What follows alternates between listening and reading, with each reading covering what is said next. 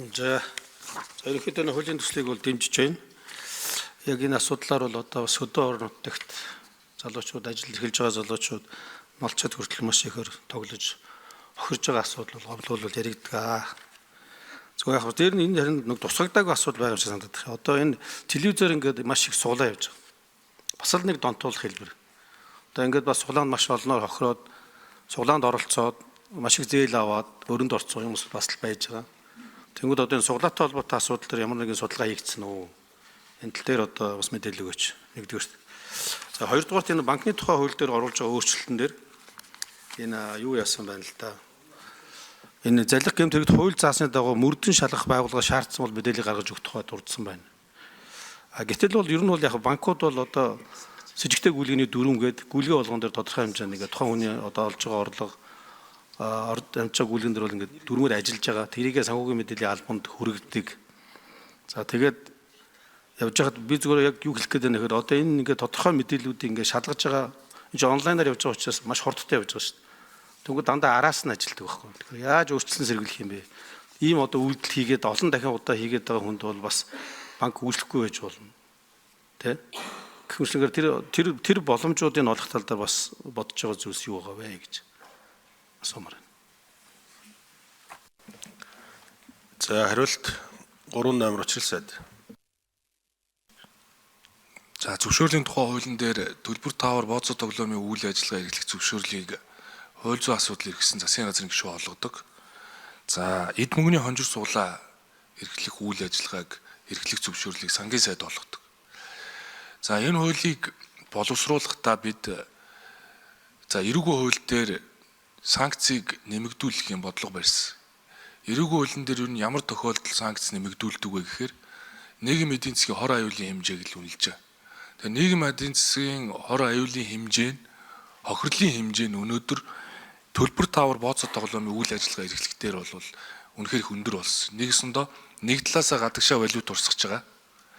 За нөгөө талаасаа бол эдийн засгийн хохирлын хэмжээ 417 тэрбум төгрөг төрсөн. Гадагшаа урсгаж байгаа валютын урсгал 500 сая долларт нэг жил төрсөн. Бид энэ хуулийг өргөн барих гад хууль тогтоомжийн хуулийн дагуу боловсруулах ажил эхлэх цаг үеэс хойш их хурал дээр бид нар өнөөдөр яг хилцэж эхлэх цаг үед 50 сая доллар гадагшаа урсчаад байна. Нэгсэндээ 1-2 дугаар сард 87 сая Америк доллар зөвхөн энэ цахим мөрөөдөө тоглоом бооцоо тоглоомоор гадагшаа явсан. Нөгөө эд мөнгөний хонжир суглаа бол гадагшаа урсгаад байгаа зүйл бас байхгүй. Дотоодд бол энэ хонжир суглаанууд явагдаад байдаг юм байна. Гэдэг утгаар нь зөвшөөрлийн хуулийг өргөн барихтаа нийгмийн эдийн засгийн хохирлын хэмжээг нь харж агаад эхний төвшөнд бол төлбөр таавар бооцоо тоглоом цахим мөрөөдөө тоглоомыг хориглох ийм одоо шийдвэр гаргая гэж шийдсэн. Гэхдээ их хурал дээр ажлын хэсэг байгуулад энэ хонжир суглааг бас хориглоё гэдэг шийдлийг их хурлын гишүүд хэрвээ гаргавал засгийн газар энэ дээр бол татгалзах зүйл байхгүй. Бүхэлд нь хориглоё гэвэл зөвшөөрлийн хуулиас хонжир суглаач гэсэн аваад бүхэлд нь хориглоод явчих болохгүй зүйл байхгүй. Энийг мэдээж их хурлын бүрэн эрхийн асуудал, их хурлын ажлын хэсэг шийдвэрээ гаргаад явах байхаа гэж бодож байна. Засгийн газар бол гүйцэтгэх засаг л бол мэдээж бид нар ажил явуулахад шаардлагатай эрх зүйн орчин хэрэгтэй байна гэдэг утгаараа энэ хуулийг боловсруулсан. 99 оны казиногийн хууль батлагдсны дараа эрүүгийн хуулийн 22-17 дээр 2017 дээр санкцийг тавьсан байдаг. Нөгөө мөрөөдөө тоглоомыг тухайн үед цаг үеих өөр байсан. 99 оны үед бол энэ сошиал медиа гэж байсангүй. Энэ бол янз бүрийн аппликейшн байсангүй. Тухайн үед бол мөрөөдөө тоглоом болон олон нийтийн газар мөрөөдөө тоглоом зохион байгуулах болон мэдээллийн технологи ашиглан мөрөөдөө тоглоомын хэлбэрийн үйл ажиллагаа зохион байгуулахыг эрүүгийн хуулийн дээр санкцийг тавьж өгсөн байсан. Одоо бол цаг үеийг өөрчлөгдсөн. Тийм учраас бид нэр цахим мөрөөдөө тоглоом буюу ашиг олох зорилгоор цахим мөрөөдөө тоглоомын үйл ажиллагааг цахим сүлжээ ашиглаж зохион байгуулах үйл ажиллагаа эрхлэх гэдэг нэг үйлдэлийг, дээрэс нь дэмжлэг үзүүлэх гэдэг нэг үйлдэлийг, дээрэс нь одоо энэ 1xBet-ийн ард байгаа 110 агент буюу зуужлалын үйл ажиллагаа эрхлэх гэдэг нэг үйлдэлийг, дээрэс нь үүнийг олон нийтэд сурталчлаад байгаа бүх төрлийн одоо сурчлагын хэрэгслийг ашиглаад байгаа үйлдэлийг бүхэлд нь хуулиар хориглох арга хэмжээг авбал Үүн дээр харилцаа холбооны зохицуулахорооч тэр Монгол банкч тэр хууль хяналтын байгууллагч тэр хамтарч ажиллаад энэ үйл ажиллагаатай тэмцвэл бид 65%-аар үүнийг ихний түвшинд бууруулна гэдэг ийм одоо судалгааг гаргасан. Тэгээ үүний төлөө ажиллаж байгаа. Тэгээд хэрвээ их хурлын гишүүд ажлын хэсэг дээрээ хонжир суглааг бас хориглоё гэдэг шийдвэрийг гаргавал засгийн газрын зүгээс дэмжихэд билээ гэдгийг илэрхийлье.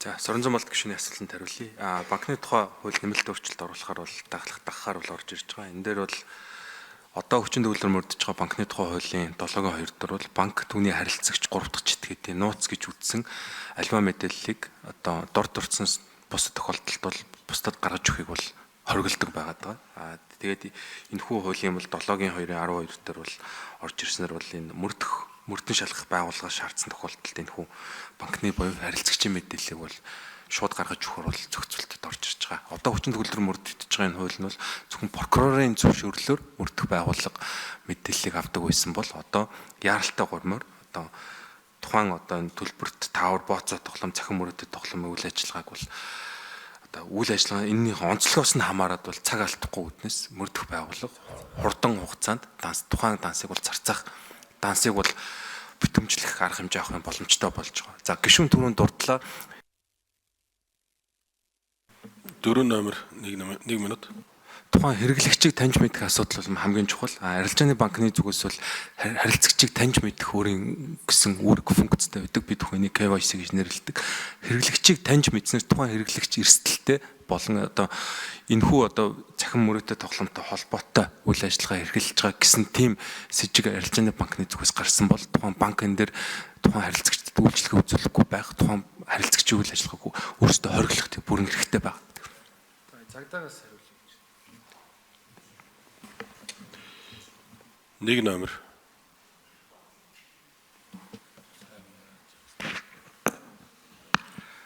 Соронзон Болд гишүүний 2 дугаар асуултан дээр нэмэлтээр тодруулга мэдээлэл өгье. Үндсэндээ банкны тухай хуульд нэмэлт өөрчлөлт оруулах тухай хуулийн 7-гийн 2-ын 12 гээд яг тухайн одоо энэ өргөн барьж байгаа хуультай холбоотой, зөвшөөрлийн хуультай холбоотой, дагах хуультай холбоотойгоор төлбөр таавар, бооцоо тоглоом, захин мөрөгтэй тоглоомын үйл ажиллагаатай холбоотой гэмт хэргийн шинжтэй, сэжигтэй захим гүйлгээ ирсэн тохиолдолд хоногт дунджаар ийм тохиолдлын гомдол мэдээлэл, дуудлага мэдээлэл ирсэн тохиолдолд яг сая түр манай 50 дарга хэллээ. Прокурорын зөвшөөрөл асуудаг. Гэтэл энэ цаг минутын амжаад дансны орон шилжээд алдаг болчдөг учраас яг энэ төрлийн хэрэг дээр мөрдөн шалгах байгууллагаас тухайн нөхцөл байдал шуурхай ажиллагааны хүрээнд асуудалд хандсан тохиолдолд Монгол банк болон арилжааны банк, хууль хяналтын байгууллага